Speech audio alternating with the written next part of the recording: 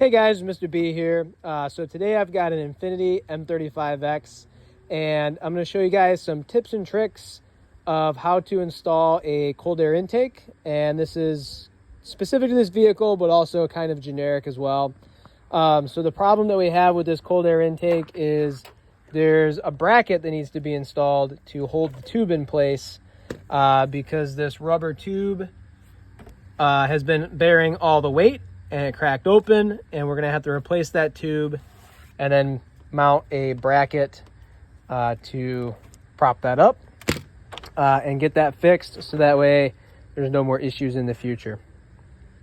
And the reason why some people want to install a cold air intake is for increased performance.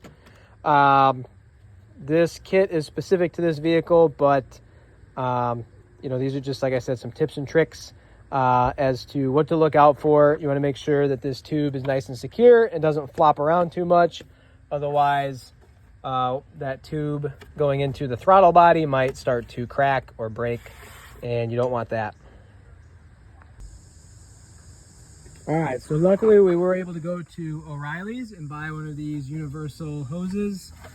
Everything fits.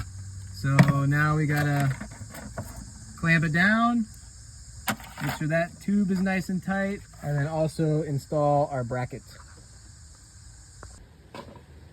All right, so now that we've got this cold air intake put back together, it did come with this aluminum bracket, so we did have to modify it a little bit. We mounted it right here. There's already a threaded hole in the body. I did have to drill a hole for this bolt.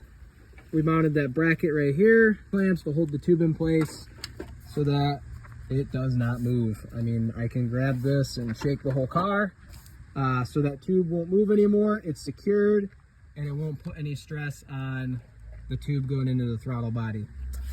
So if you guys found this helpful, please go ahead and like and subscribe for more. Thanks.